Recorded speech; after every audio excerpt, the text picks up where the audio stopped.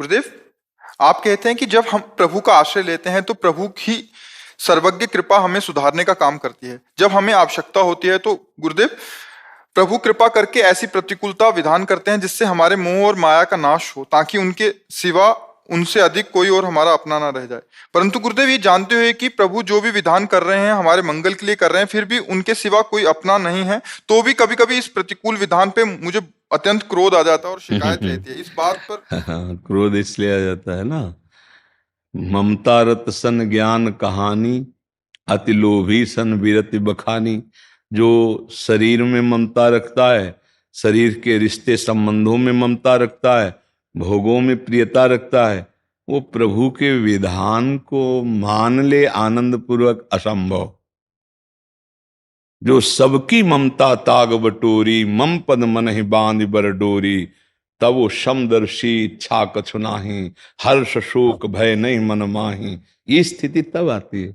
अभी शरीर से ममता है, शरीर संबंधियों से, तो अनुकूलता मिली तो जय जय आपकी जय हो, बड़ी कृपा, और प्रतिकूलता मिली तो आपे के गुस्सा आ जाता है। तो वो ना शरणागति पूर्ण मानी जाती है, और ना वो जोई जोई प्यारो करे सोई मुहि भावे, ये नहीं माना। क्योंकि हमारी कहीं ममता है, हमारी आसक्ति है, हमारी मान्यता है। क्रोध कब आता है? उसके मूल में चिंतन करे। जब हमारी कामना के विरुद्ध बात होगी तो क्रोध आ जाएगा। कामा संजायते क्रोधा, हमारी कामना के विरुद्ध होते ही क्रोध आ जाएगा। वो चाहे जैसी कामना हो, सत हो असत हो, क्रोध तभी आएगा। जैसे कोई धर्म विरुद्ध बोलने लगे तो एकदम ऐसे, क्यों? हमारी कामना थी धर्म से बोले, और वो धर्म के विरुद्ध बोल रहा है तो हमें गुस्सा आ गई। कामना के विरुद्ध होते ही क्रोध का प्रादुर्भाव हो जाएगा। तो इसलिए कहीं ना कहीं हमारी मान्यता है, हमारी कामना है, हमारी ममता है।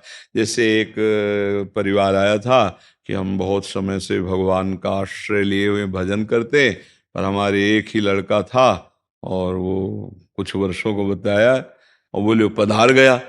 अब हमारी श्रद्धा भगवान से हट गई। अब ये भक्ति है। अरे वो अगर 6 वर्ष के लिए आया तो 6 वर्ष के लिए रहेगा। 6 वर्ष 1 सेकंड भी नहीं आगे बढ़ेगा, चाहे कोई भी हो।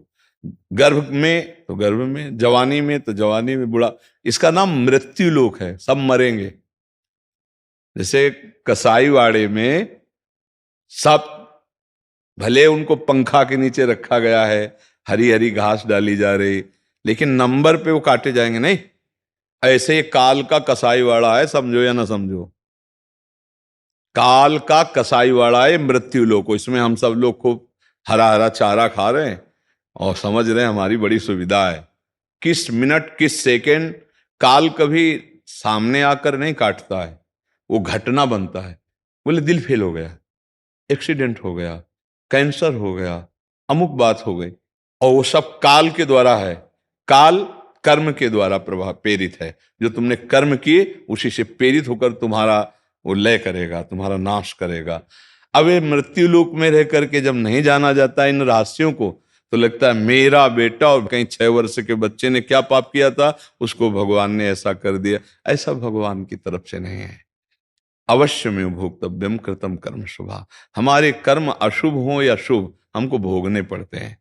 तो जब हम भगवान को मान रहे हैं तो हम उनके विधान को मानने की चेष्टा तभी हो सकती है जब हमारी ममता केवल भगवान में हो। अगर ममता शरीर में है तो शरीर के प्रतिकूल जहां हुआ तो भगवान से प्रश्न हो जाएगा।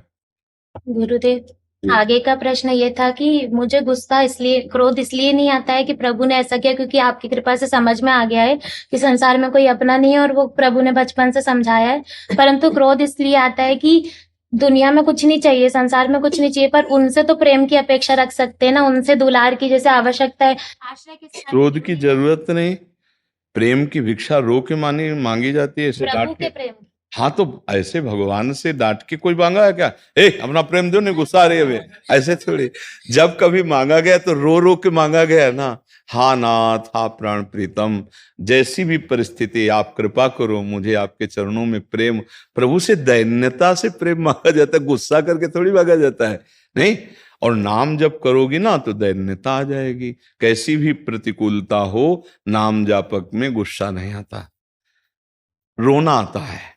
परिस्थिति बिगड़ती है, भजन में विघ्न पड़ता है तो रो देता है। क्रोध की जरूरत नहीं। बिन रोए किन पाइया प्रेम प्यारा मीत। कबीरा हंसना छोड़ दे रोने से कर प्रीति, बिन रोए किन पाइया प्रेम प्यारा मीत। जब हम रोते हैं प्रभु के लिए बिलखते हैं तो प्रभु हमें अपना करुणा करके प्रेम का रसास्वादन कराते हैं। कोई धमकी से गुस्सा से थोड़ी प्रभु से आज तक प्रेम प्राप्त कर पाएगा। वैसे अपनेपन की शिकायत है कि जैसे जब नहीं सुनते हैं तो आप कहते हैं ना प्रभु से नहीं, क्या देखो एक बात बताएं, माँ से शिकायत करने का अवसर ही नहीं मिलता। करते? वो हमारी थोड़ी अज्ञान की वृत्ति होती। माँ तो हमें पहले से, जब हम शिकायत करने लायक नहीं थे तब से वो हमारी व्यवस्था कर रही है, नहीं कर रही थी। अब माँ से हम क्या शिकायत करें? जब हमें ज्ञान नहीं था, जब हम उसकी गोद में शौच करते थे, तब वो हमें पालन पोषण किया। ऐसे ही हमारे प्रभु अनंत माताओं जैसा दुलार अपने भक्त के प्रति रखते हैं। तो मुझे लगता है शिकायत का तो कोई अवसर ही नहीं देते। सर्वज्ञ हैं, वो सब जानते हैं, सर्वशक्तिमान है, वो सब कुछ कर सकते हैं, वो हमारे प्रीतम है। तो मेरे लिए जो विधान किया है वो बहुत उत्तम किया है। अब हमारा केवल कर्तव्य है कि हम नाम जप ना छोड़ें।